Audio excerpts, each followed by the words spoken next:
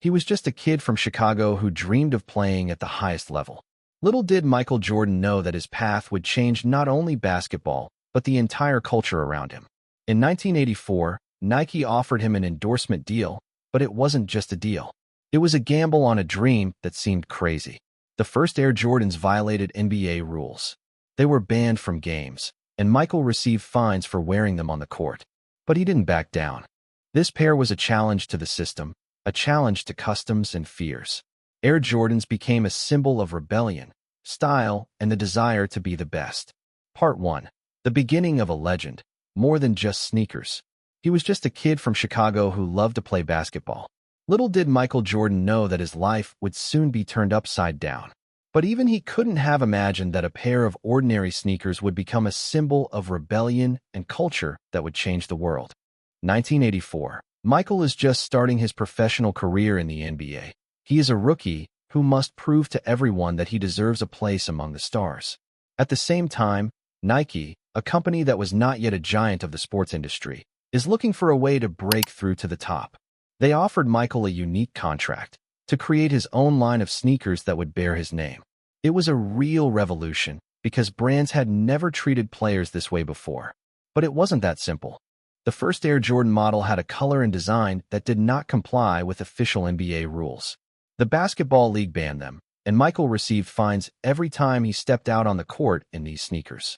Nike purposefully used this conflict for marketing. Each fine raised interest in the new model, making it a symbol of rebellion. Imagine sneakers that were supposedly forbidden becoming even more desirable. This was the first step when Air Jordan stopped being just shoes. They became a challenge to the system, a manifestation of freedom and uniqueness. But there's one detail that few people know. While everyone saw Michael Jordan as a phenomenon on the court, there was a man who stood in the shadows and was crucial in creating this legend. And this man is almost never mentioned in the official stories. This is Peter Moore. Moore was a Nike designer who imagined that sneakers could be more than just functional footwear, but a true art form and a means of expression. He convinced the company to take a risk and give Michael full control over the design. Without this support, the Air Jordan might have remained just a good prototype, but would not have become a cultural phenomenon. Peter insisted, "This is not just a shoe. This is a story that speaks the language of youth. This is a symbol that will change the perception of sport." He said this when most doubted. And here's an unexpected twist. Michael himself wasn't always sure he could handle the pressure. Despite his incredible talent, he was afraid that all the hype surrounding the sneakers would distract from his game. While Nike was creating ads and fans were dreaming of getting a pair of Air Jordans, Michael was working to prove that he was not just the face of the brand, but a true champion. The story of the creation of Jordans is a story not only about success, but also about the struggle, doubts, and fears that are hidden behind the shine of commercials. This story is just beginning. Part 2. Banned, broken, and born again. We created something that didn't exist before. But at that moment, we didn't fully understand how far it would go. It all started with a red, black, and white pair of sneakers that were banned at the very first game. And with a guy who wasn't going to stop at anything. In 1985, Michael Jordan was just starting out. But there was something wild about him even then. Something fearless. He played as if the honor of everyone who believed in him was at stake. Nike was the company that had bet everything on him. And we had no right to lose. The NBA didn't accept our Air Jordan 1s. They were too bright, too bold. They didn't fit the rules. But Mike said, "Let them fine you. I'll play them." And as soon as he stepped on the floor, it was the beginning of a revolution. Inside the company, we felt something was breaking. Not just the old approaches to design. The system was breaking. All brands were focused on teams at the time. And we bet on personality, on character, on a legend that had not yet been born, but was on the way. We started getting thousands of calls. Teenagers, parents, athletes, everyone wanted those banned sneakers. People were standing in lines. Stores were selling out in hours. And Michael kept tearing everyone up on the court. In our first year, we sold over $70 million on just one model. It was a blast. But behind every big number were real battles, with critics, with internal resistance, with our own fear. Because Michael is not just a talent. He is a person who woke up at 5 a.m. to be the first to come to the gym.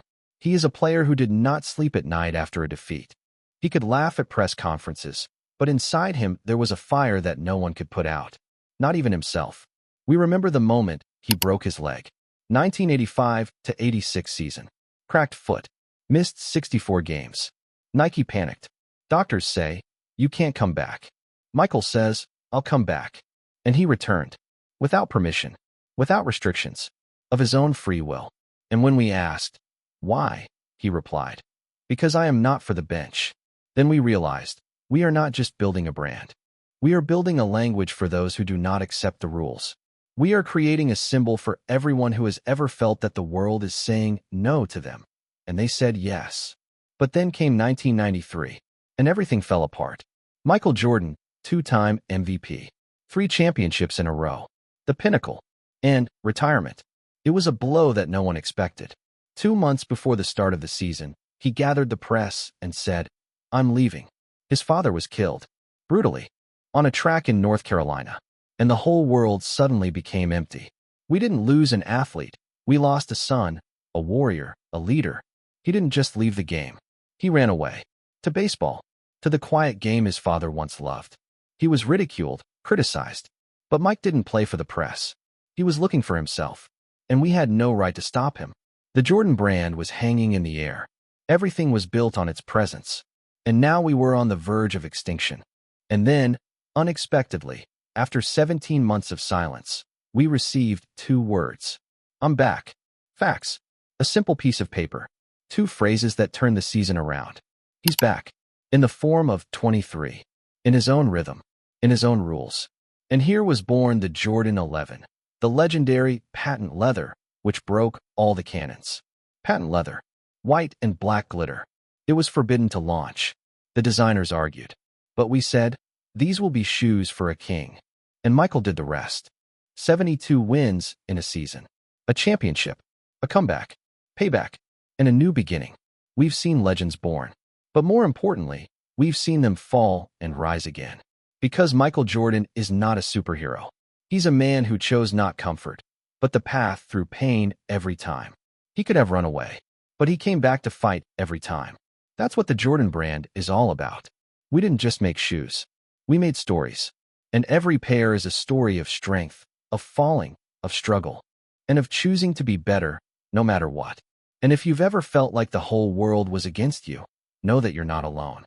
You're in the same story as us. Part 3. Fall in the air. He disappeared. Just like that. One of the greatest players in the history of basketball, at the peak of his career, disappeared. Without warning. Without explanation. It was like an earthquake in the world of sports. Michael Jordan announced his retirement. And everyone was left in the air, without an answer, without logic, without him. Yesterday, he was compared to gods. Today, they only whispered about him in the streets, not understanding why. No one saw how deeply the blow had struck him. The loss of his father, the man who had always sat in the front row, who had been his compass and his best friend. It wasn't just a loss. It was a loss of meaning. When James Jordan was killed, Michael didn't know where to go for the first time in his life. He had always run forward. Now he just stopped. Michael never spoke publicly about the depth of that pain. But we saw his eyes. They no longer burned like they used to. They were looking for silence. And he found it. Not on the floor, but on the baseball field. Baseball? Yes. Michael went to play baseball. The world thought it was a joke. But he trained seriously, from scratch, got into the minor league, and went out on the field as a rookie. People laughed. Reporters made fun of him. But he didn't do it for them. He did it for himself. And for his father. Because baseball was the game they once played together in the backyard. Nike was confused. Jordan as a brand was hanging in limbo. All these years they had built an empire around him. And now Michael was gone. The product was there, the advertising was there, but the legends were gone. There was no panic in the Nike office, at least on the outside. But there was anxiety inside. People don't buy a myth if the myth is silent. Sales plummeted. No one wanted new models without Jordan himself. It was like trying to sell a poster without a face. And most importantly, all the competitors smelled blood. Reebok was building muscle. Adidas was waking up from its slumber. Even Converse was trying to get back on the scene. Everyone looked at Nike as a giant that had lost its balance. And everyone was right. Michael wasn't just part of the brand. He was the brand. During these dark times, one department at Nike didn't give up.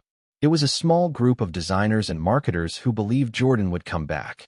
Not because anyone told them to, but because they felt a legend couldn't just fade away. And while the rest of the company was neatly wrapping up their campaigns, they started preparing something else.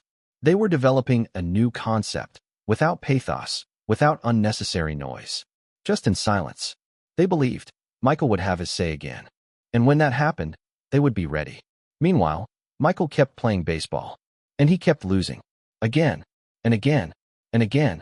He was used to being the best, but here he was a nobody. And it broke him inside. But it didn't destroy him. When he realized something wasn't working, he didn't run away. He worked. Even in defeat, he remained Michael.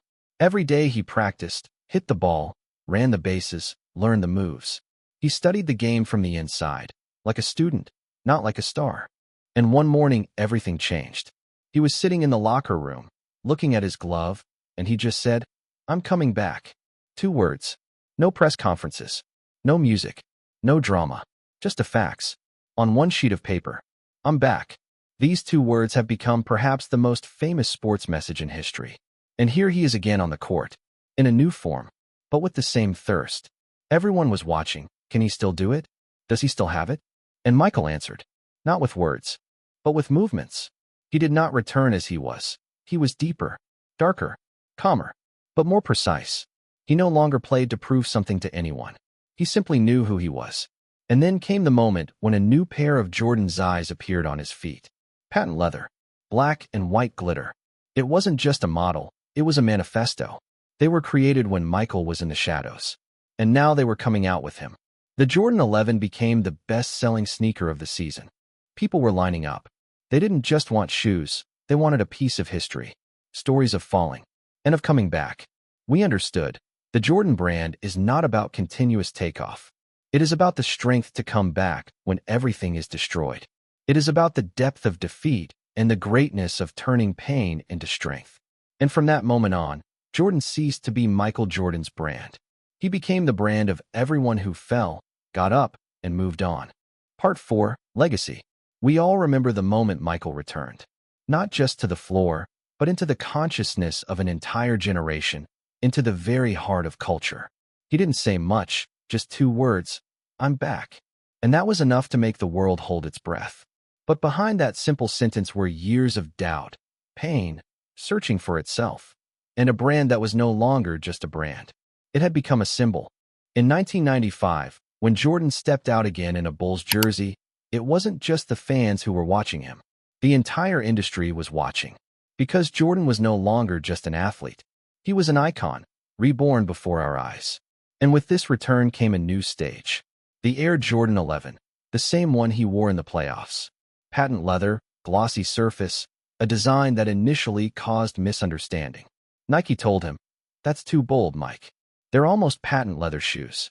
And he replied calmly, "These are the shoes I'll win the championship in." And he won. It was in these eyes that he became a champion again. People didn't just buy sneakers. They bought a chance to feel what it means to come back after falling and win.